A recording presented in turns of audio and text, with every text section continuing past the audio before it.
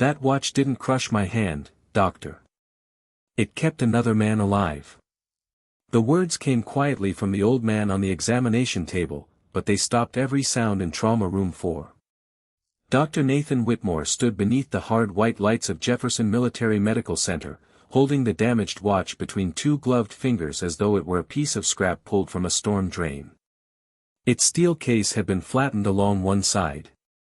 The glass was split by a pale fracture, and the hands had been frozen at 2:17 for longer than anyone in the room had been alive. Whitmore glanced from the ruined watch to Caleb Mercer's swollen wrist. At 84, Caleb looked smaller beneath the thin hospital blanket than he had outside the Memorial Hall, where two security officers had found him unconscious beside a row of bronze service plaques. His white hair was damp with rain. His faded brown coat rested over a chair, carefully folded despite the urgency of his arrival. Nothing about him suggested importance. No medals. No ribbons. No family waiting beyond the doors. Only the watch, and the old man's refusal to surrender it. It kept someone alive, Whitmore repeated, his voice carrying the polished patience of a man accustomed to being obeyed. A young resident near the supply cabinet lowered her eyes, hiding a smile. Whitmore turned the watch over. The backing was dented so deeply that one edge had fused against the case. "Mr. Mercer, this thing hasn't kept time in decades." Caleb's pale blue eyes stayed fixed on it. It kept the only time that mattered. A cardiac monitor whispered beside him, each soft electronic pulse measuring the silence. Lieutenant Grace Sullivan stood near the foot of the bed, still wearing the dark blue uniform of the Army Reserve medical unit assigned to the hospital that week. She had watched Whitmore perform impossible procedures with hands steadier than machines. She had also watched him dismiss frightened patients before they finished speaking. Tonight, something in Caleb's stillness unsettled her. He was not confused. He was listening. Not to the doctor. To something far away. Beyond the sealed windows, a medical helicopter lifted from the rooftop pad. The rotor beat rolled through the ceiling in slow, heavy waves. Caleb's left hand tightened around the blanket. His breathing changed for only a second, but Grace saw it. 4 measured breaths. A pause. Then 4 more. The rhythm of someone counting through darkness. Whitmore did not notice. He examined the damaged clasp and gave a short, humorless laugh. "You may have injured yourself trying to protect a watch worth $20. Caleb looked at the surgeon's gloved hand. "Put it down." The room cooled around those 3 words. Whitmore's expression hardened. "You collapsed in a restricted memorial facility. Your blood pressure is unstable, your wrist may be fractured, and you are refusing basic care over a broken object." He set the watch on the metal instrument tray. It landed with a dull click. Caleb flinched as if the sound had crossed half a century to reach him. Grace stepped forward. "Doctor, perhaps we should secure it with his personal effects." "We will," Whitmore said. "After I determine whether there is anything sharp inside." Caleb pushed himself upright. The movement was slow, but the authority in it was not. "Do not open the back." Whitmore reached for a narrow surgical tool. "That is not your decision right now." Caleb's gaze shifted to the clock above the door. The red second hand moved past the 17-minute mark. For the first time, fear entered his eyes. Not fear for himself. Fear for what the room was about to remember. Grace saw the change before anyone else did. Caleb Mercer's shoulders remained still, but his eyes had locked on the surgical tool in Dr. Whitmore's hand with the focus of a man watching a door close on someone trapped behind it. "There is nothing inside that concerns your treatment," Caleb said. His voice was low, controlled, and stripped of everything except warning. Whitmore rested the tool against the damaged seam. Then there should be no reason to object. The metal tray reflected the room in warped fragments, white ceiling lights, blue uniforms, Caleb's weathered face, and Whitmore's gloved fingers pressing against the watch. Grace moved closer. "Doctor," his records are incomplete. We should confirm his medical history before continuing. Whitmore did not look up. His medical history says retired maintenance worker, no active prescriptions, no documented next of kin, and no military service beyond a general benefits designation. Caleb's expression did not change. Records forget things. Records are more reliable than stories, Whitmore replied. The words settled heavily over the examination room. Grace glanced at Caleb's right hand. 2 fingers ended above the first joint, the old scars smooth and pale beneath the fluorescent light. There were other marks along his forearm, thin lines that did not resemble ordinary surgical work. His left thumb moved against the blanket in a slow, repeated pattern. Press. Count. Release. Grace had seen that rhythm during field training. It was how experienced medics measured a pulse when noise made hearing impossible. "Were you a medic?" she asked. Caleb looked at her for the first time. The question had reached him where Whitmore's judgment had not. "A long time ago." Whitmore exhaled through his nose. "That does not explain why you collapsed." He set the surgical tool down and examined Caleb's wrist again. The swelling had begun near the base of the thumb, but Caleb showed no reaction when the doctor pressed along the bone. Pain level from 1 to 10. 4. Most patients with this degree of swelling would say 8. Most patients have not had worse. The young resident near the cabinet stopped smiling. Outside the room, wheels rattled over the polished floor. An overhead announcement called a trauma team to the emergency entrance. Caleb's eyes moved toward the sound automatically, measuring distance, direction, urgency. Grace noticed that too. Nothing about him matched the empty file on Whitmore's tablet.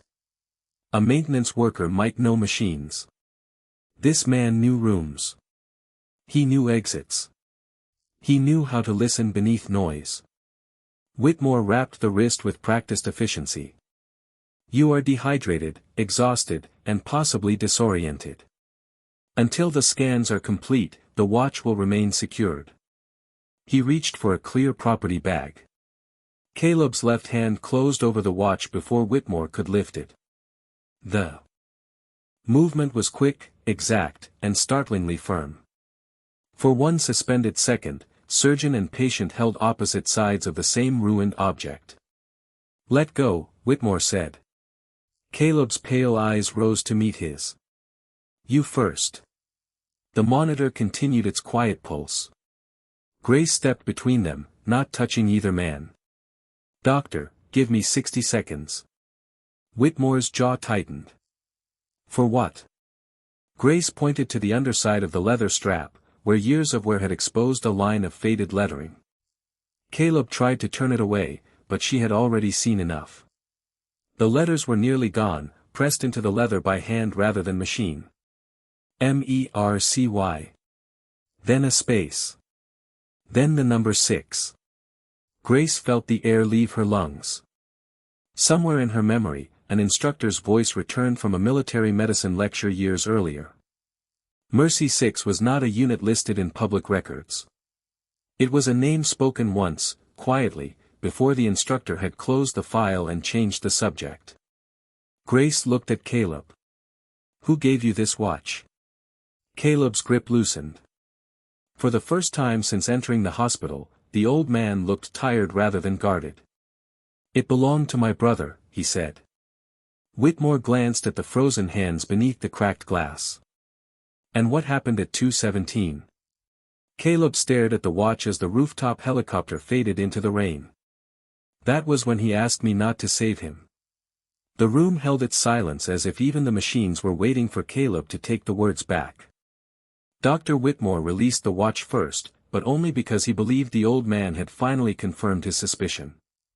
Trauma, guilt, memory loss. He had seen patients build entire worlds around damaged objects before.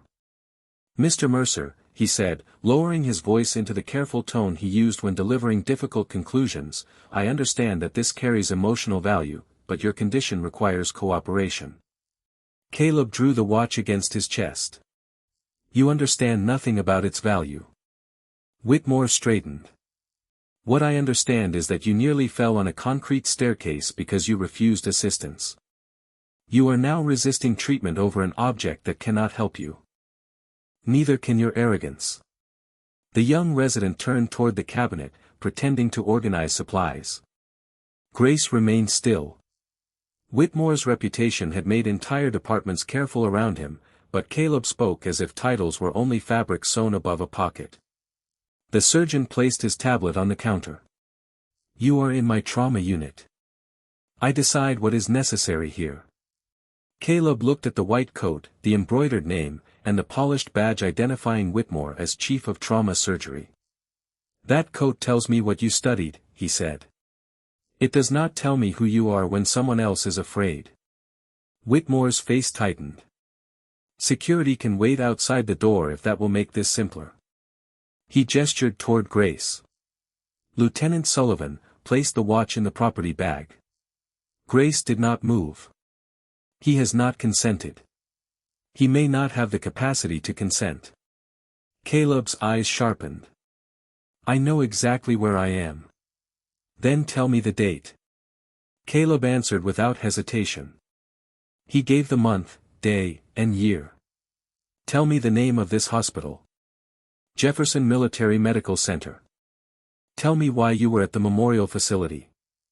Caleb's thumb passed once over the crushed edge of the watch. Because Daniel's name was supposed to be added today. Grace glanced toward him. Your brother's name? Caleb nodded. It was approved 3 months ago. Then someone reviewed the records and decided a man from a unit that did not officially exist could not be honored on a public wall. The bitterness in his voice was quiet, which made it heavier. Whitmore folded his arms. That dispute has nothing to do with your medical care. It has everything to do with why I was standing there alone. Rain tapped against the sealed window. Beyond it, red landing lights blinked through the dark. Caleb lowered his gaze to the watch. They removed his name before the ceremony. No explanation. No call. Just an empty space where the plaque should have been. Grace felt something cold move through her. The Memorial Administration occupied the east wing of the same federal campus. A removal order that morning would explain why Caleb had been found outside after most guests had left. You collapsed after discovering it, she asked. I waited for someone to come tell me why. How long? 4 hours. Whitmore shook his head. And you did not eat, drink water, or request medical assistance. I have waited longer in worse places. The sentence carried no pride. It was simply true. Whitmore reached for the watch again. This is precisely the behavior that concerns me. Caleb pulled it away. The surgeon's patience broke. Enough. You are not protecting a man by clinging to a crushed piece of metal. Your brother is gone, and this watch is broken. Caleb went completely still. Grace saw the word strike somewhere deeper than anger. Whitmore continued, unaware that he had crossed the final line. Whatever happened at 2:17, preserving this object will not change it. Caleb slowly placed the watch on the tray between them. You are right, Doctor. It will not change what happened. Whitmore reached for the surgical tool.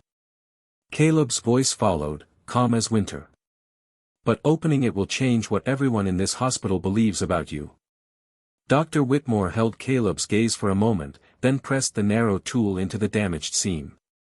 The metal resisted. He adjusted his grip and tried again. A faint click sounded beneath the fluorescent lights. Caleb's face lost what little color it had. The examination room vanished from his eyes. Rain struck the thin aluminum skin of a helicopter flying low through darkness. Red cabin lights trembled above canvas stretchers. The floor tilted with every hard turn, and the engine carried a strained rhythm that every man aboard understood without explanation. Caleb was 29 again, kneeling between two patients with one oxygen line and less time than any medic should have been asked to measure. On his right lay Lieutenant Thomas Rourke, barely conscious, his breathing shallow beneath an emergency mask. On his left lay Daniel Mercer, Caleb's younger brother, still wearing the steel watch their father had given him before deployment. Daniel's hand found Caleb's sleeve. Even in the dim light, his eyes were clear. He looked toward Rourke, then back at his brother. His lips moved, but the rotor noise swallowed the words. Caleb leaned closer. Daniel repeated them. "Do not choose me." The helicopter dropped several feet, and a supply case slid across the floor. Caleb reached out to steady the stretcher. The watch struck the metal frame and folded against Daniel's wrist. Its glass cracked. Its hand stopped. 2:17. Then the memory broke apart. Caleb was back beneath the hospital lights, the same tiny click still echoing in the room. Whitmore had opened the case only a fraction of an inch.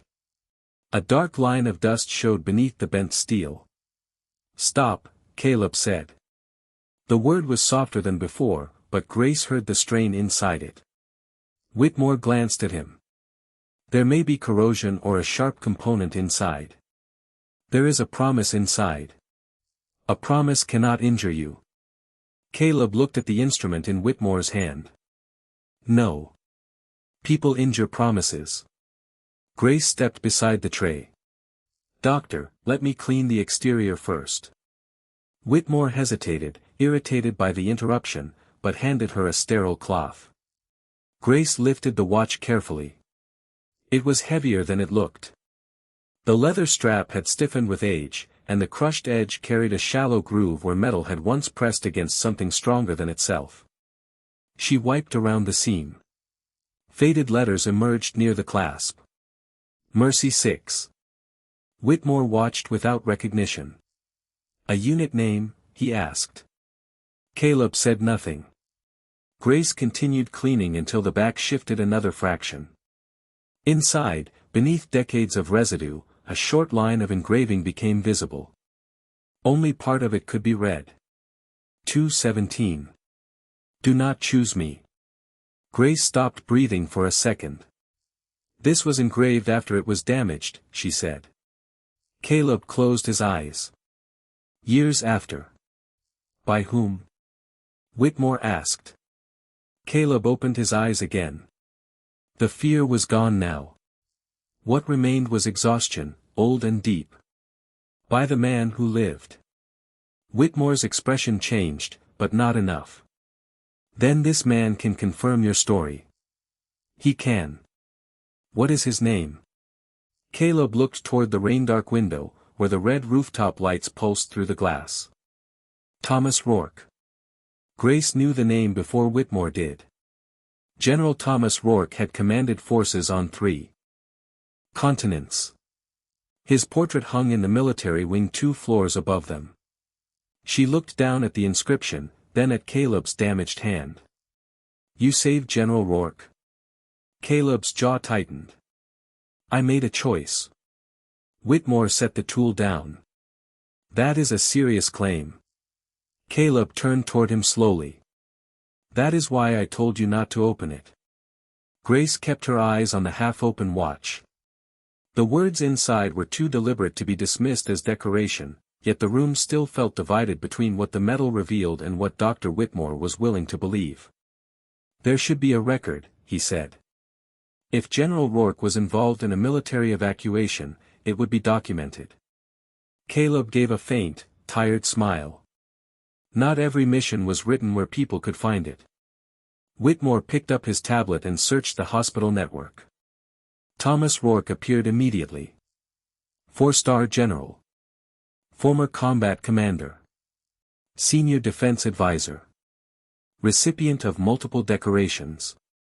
The public biography covered decades, but the early years were compressed into 2 careful sentences. Whitmore looked at Caleb. "Nothing here mentions you." "It would not." "Nothing mentions Mercy 6. "It was not supposed to." Grace leaned closer to the watch. Beneath the visible words, more engraving remained hidden under a dark film along the inner rim.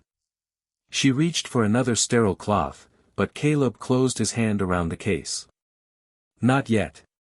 Why? She asked. Because once you read the rest, people will start making calls. Whitmore folded his arms. That would be the reasonable next step. Caleb looked at him with quiet disappointment. You still think this is about proving something? The monitor continued its measured beeping. Outside, the rain strengthened against the windows, soft at first, then steady enough to blur the landing lights. Grace watched Caleb's thumb move once across the damaged edge. You said the man who lived had the engraving added, she said. Why would General Rourke write, "Do not choose me"? Caleb turned the watch toward the light. He did not write those words. Daniel said them. The name changed the room. Grace remembered the empty place at the memorial wall, the plaque that should have been installed that morning. Your brother knew there was only enough equipment for one patient, she said. Caleb did not answer immediately. His eyes drifted toward the ceiling as another helicopter passed somewhere beyond the building. He knew before I did. Whitmore's certainty faltered. What equipment? One oxygen system. One functioning monitor. One place closest to the crew. Caleb's voice remained even, but each detail seemed to cost him. The aircraft had already turned back twice because of weather. We were carrying people who needed more than we had. And General Rourke was one of them, Grace said. Caleb nodded. Whitmore lowered the tablet. You chose him over your own brother. The statement landed without mercy. Grace turned sharply toward him, but Caleb raised one hand. He is asking the question everyone asks. That was not a question, Grace said. Whitmore's jaw tightened, though regret briefly passed across his face. Caleb looked down at his missing fingers. Daniel made the choice. I only obeyed it. Why? Grace asked. Why Rourke? Caleb's gaze settled on the frozen hands at 217. Because Daniel believed that Lieutenant would bring other men home. A long silence followed. Whitmore looked again at the general's biography, at the list of commands, rescue operations, and medical programs established under his authority. The old man's story had begun to align with a history too large to ignore. Grace touched the faded lettering on the strap. Mercy 6, she said softly. Was that your call sign? It belonged to the team. How many of you? 6. How many came home? Caleb's eyes met hers. 2. The monitor sounded louder now. Whitmore placed the tablet on the counter with more care than before. If this is true, General Rourke should know that Daniel's memorial plaque was removed. Caleb's grip tightened around the watch. He knows enough already. He may be the only person who can correct this. That is exactly why I do not want him called. Grace studied him. The refusal was not pride. It was protection. Caleb had carried the silence for more than 50 years, not because the story lacked witnesses, but because one witness had built an entire life beneath its weight. She stepped toward the door. I need to verify Mercy 6. Caleb's voice stopped her. Lieutenant, if you say that name over an open line, this hospital will not stay quiet for long. Grace looked back at the crushed watch, the unfinished engraving, and the empty place on a memorial wall. Maybe it has been quiet long enough. Grace stepped into the corridor and let the examination room door close behind her. The hospital moved around her with controlled urgency. Nurses crossed beneath white lights. Wheels whispered over polished tile. A distant intercom called for a respiratory specialist. None of it matched the weight of the name she carried in her head. Mercy 6. She entered an empty consultation room, locked the door, and removed her personal phone. For several seconds, she stared at her father's number. Colonel Patrick Sullivan had retired from Army medicine 12 years earlier, but he still answered calls before the second ring. Grace? His voice was alert despite the late hour. Are you all right? I need you to listen before you ask questions. The silence on the line changed. Go ahead. An elderly patient was brought into Jefferson tonight. His name is Caleb Mercer. He has a damaged watch marked Mercy 6. The hands are stopped at 2:17. Her father did not respond. Grace checked the screen to make sure the call had not dropped. Dad? Close the door. It is closed. Lock it. It is locked. His voice lowered. Do not photograph the watch. Do not send the name through the hospital network. Who else has seen it? Dr. Nathan Whitmore, one resident, and me. Has anyone opened the case? Grace looked through the narrow window in the door. Caleb sat upright on the examination table while Whitmore stood near the instrument tray. Partially. Her father drew a slow breath. What did the engraving say? 2:17. Do not choose me. The line went completely quiet. Then Grace heard a chair move on the other end. I thought that watch was buried with Daniel Mercer.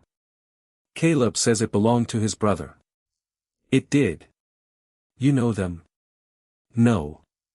I know the story. They removed from our training records. Grace tightened her grip on the phone. Why was it removed? Because Mercy 6 operated under authorities that were never publicly acknowledged. Their reports were divided, renamed, and sealed. Most of the people involved were ordered never to discuss what happened. General Thomas Rourke was involved. Her father did not answer the statement. He asked, Is Caleb safe? Medically, for now. Dr. Whitmore believes he may lack decision-making capacity. Then stop him from signing anything. I cannot overrule the chief of trauma surgery without evidence. I am going to give you a number. Write it down. Do not save it. Grace found a paper towel and copied 10 digits with a pen from her uniform pocket. Who am I calling? The Army Medical History Directorate. Ask for Colonel Evelyn Shaw. Say you are requesting verification under Legacy Protocol 7. What if they refuse? Say Mercy 6, Caleb Mercer, 2:17. Nothing more. Grace ended the call and dialed. Colonel Shaw answered with clipped formality. Her tone remained unchanged until Grace spoke the 3 phrases. Then every trace of routine disappeared. Lieutenant Sullivan, confirm your location. Jefferson Military Medical Center, Trauma Room 4. Is Mr. Mercer conscious? Yes. Is the watch intact? Mostly. Do not permit further handling. Stay with him. Grace heard rapid typing. A second voice entered the background, then a third. Colonel, his brother's memorial plaque was removed this morning. The typing stopped. Who authorized that? I do not know. Shaw's response came colder. We will. The call transferred without warning. A man identified himself as Brigadier General Andrew Keller from Special Operations Command. Grace repeated Caleb's name. Keller asked only one question. Did you see the full engraving? No, sir. Good. Keep it that way until General Rourke arrives. Grace looked at the rain running down the corridor windows. Sir, has he been contacted? His office is being notified now. 30 miles away, inside a secure reception hall at Fort Adams, an aide approached General Thomas Rourke during a Veterans Foundation dinner.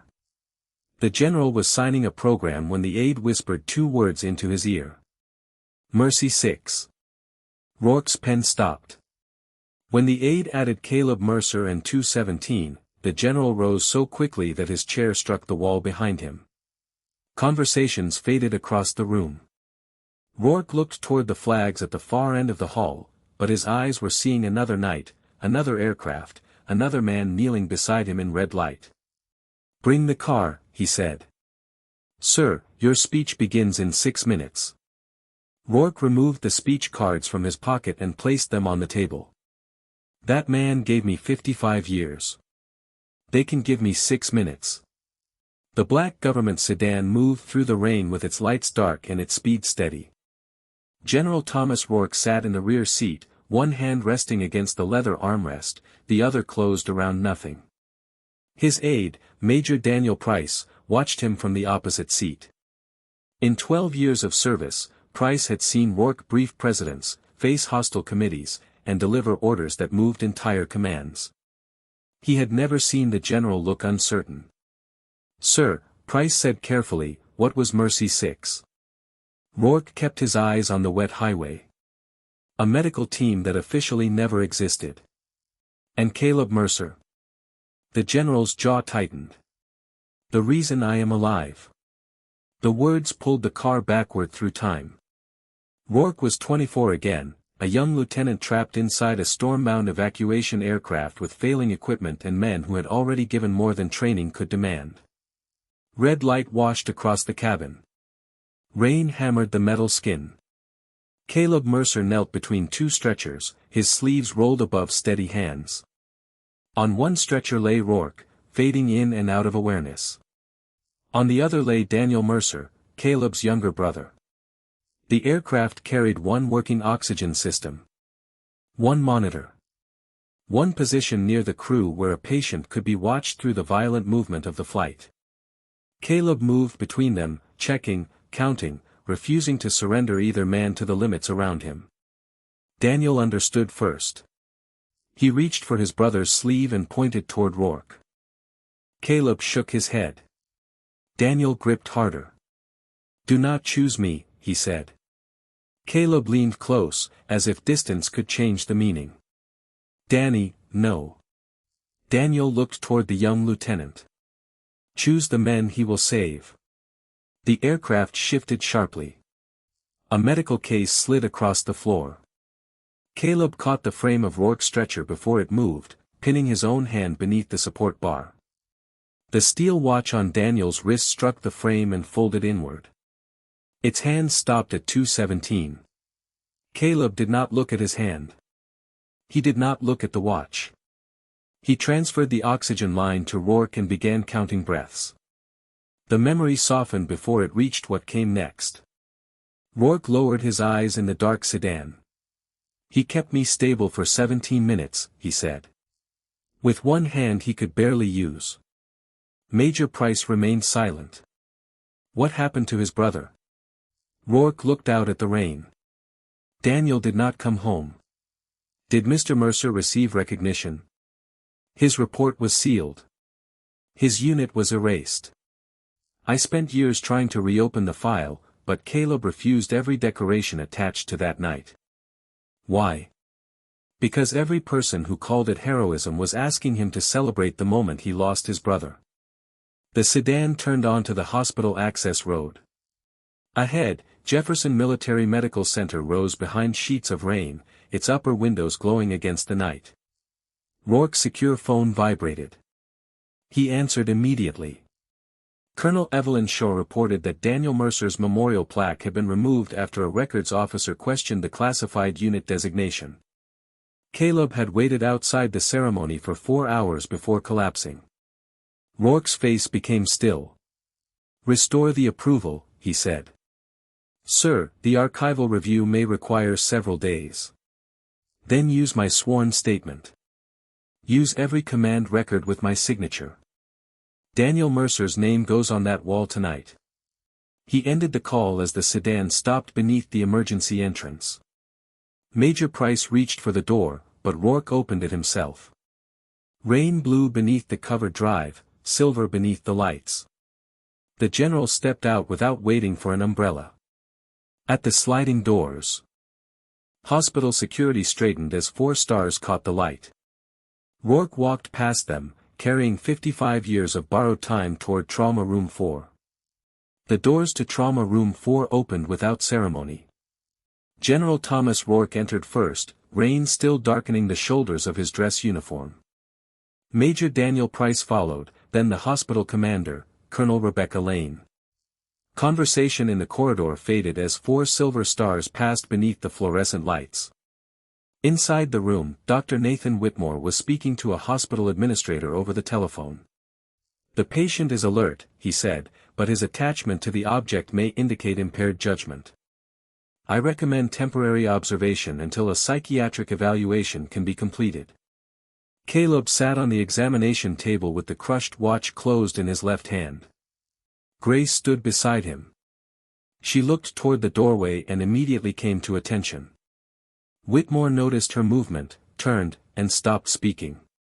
General Rourke did not look at the surgeon. His eyes found Caleb. For several seconds, neither man moved. 55 years stood between them, filled with commands, funerals, promotions, unanswered letters, and 1 minute that had never ended. Rourke removed his cap. He crossed the room slowly and stopped 6 feet from the examination table. Then the 4-star general raised his right hand and saluted the old man in the faded hospital gown. Colonel Lane straightened. Major Price followed.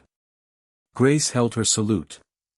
Even the young resident near the cabinet rose to attention. Caleb stared at Rourke with a weariness deeper than surprise. I told them not to call you, Tom. The use of the general's first name moved through the room like a quiet current. Rourke lowered his hand. You have been protecting me long enough. That was not protection. It was from where I stood. Whitmore ended the call. General, I was not informed that you were coming. Rourke finally turned toward him. Neither was Mr. Mercer when this hospital removed his brother's name from a memorial wall. Colonel Lane looked sharply at Whitmore, then at Grace. We are reviewing that decision now, sir. The decision has been corrected, Rourke said. The plaque is being installed tonight. Caleb looked down at the watch. Daniel would not care about a wall. No, Rourke replied. But the men who came home because of him should. Whitmore stepped forward, gathering what remained of his authority. General, my priority is the patient's health. Mr. Mercer collapsed after standing outside for several hours. He resisted treatment and made claims that could not be verified through available records. Rourke's gaze settled on him. So you mocked the only evidence he carried. The surgeon's face tightened. I questioned an object whose significance was unclear. Its significance was unclear to you, Rourke said. That is not the same as having none. The words left no opening for argument. Rourke turned back to Caleb and held out his hand. May I? Caleb hesitated, then placed the watch in the general's palm. Rourke handled it with both hands. His thumb rested against the crushed edge where Daniel's wrist had once carried it. The room had become so quiet that the soft monitor beside Caleb seemed loud. Rourke opened the damaged case. He did not force it. He knew the exact angle, the small pressure point near the hinge, as though he had opened it 1,000 times in memory. The incomplete engraving caught the overhead light. Whitmore looked at the visible words. I read that part, he said. Then you stopped before the truth, Rourke replied. He took a clean cloth from the tray and wiped the inner rim with slow, careful movements. More lettering emerged from beneath the dark residue. Caleb turned his face toward the window. Rourke's voice softened. Look at me, Caleb. The old medic did not. I have looked at you every day for 55 years. Rourke swallowed, then faced the room. Dr. Whitmore, come closer. The surgeon obeyed. Rourke held the open watch beneath the light. You wanted to know why a broken object mattered more than your authority. Whitmore stared at the line now visible inside the case. Rourke placed the watch into his gloved hand. Read it aloud. Dr. Whitmore held the open watch beneath the examination light. His gloved fingers, so steady during the most difficult procedures, trembled almost imperceptibly around the crushed steel case. He read the engraving once in silence. Then General Rourke's voice reached him. Aloud, Doctor. Whitmore swallowed. 2:17. Do not choose me. Choose the men he will save. Daniel Mercer. No one moved. The words seemed too large for the small room, too heavy for the thin piece of metal that had carried them for more than half a century. Caleb kept his face turned toward the rain-dark window. Rourke took the watch back and traced Daniel's name with his thumb. He said those words before Caleb transferred the only working oxygen line to me, the general said. Caleb held my airway open, monitored my breathing, and kept my stretcher secure while the aircraft fought through the storm. His hand was trapped beneath the support frame for most of that flight. He never stopped counting. Whitmore looked toward Caleb's missing fingers. The damaged hand rested quietly on the hospital blanket. It was the same hand the surgeon had treated as evidence of an old man's poor judgment. 17 minutes, Rourke continued. That was how long he kept me alive until we reached the field hospital. Daniel understood that I might survive. He also understood that I might someday be responsible for other lives. Rourke looked down at the watch. He was right. Every rescue unit I approved, every medical evacuation program I defended, every field hospital I helped build began with the time his brother gave me. Whitmore removed his gloves. The gesture was slow, almost ceremonial. Mr. Mercer, he said, I was wrong. Caleb turned from the window. There was no triumph in his expression. Only the tired patience of a man who had heard apologies arrive decades too late. Whitmore lowered his eyes. I judged you before I understood you.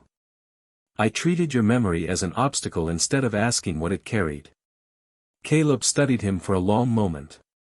A damaged thing is not the same as a worthless thing, Doctor. Whitmore nodded once.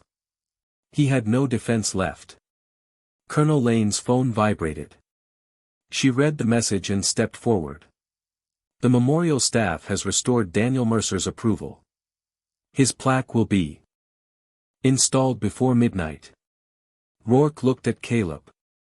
Come with me when they place it. Caleb shook his head. That wall belongs to Daniel. So does the witness who remembers him. The old medic looked at the frozen hands beneath the cracked glass. 2:17. A minute preserved not because time had failed, but because memory had refused to move past it. At last, Caleb extended his hand. Rourke placed the watch into his palm and closed the worn fingers around it. Grace adjusted the blanket across Caleb's knees. Whitmore stepped aside, giving him the space he should have offered from the beginning. Near midnight, the rain weakened to a soft mist. Beneath the memorial lights, a new bronze plaque settled into the empty place on the wall. Daniel Mercer. Mercy 6. Caleb stood before it with General Rourke at his side. No speeches were given. No cameras were allowed. The general raised his hand in salute. One by one, the others followed. Caleb looked down at the crushed watch.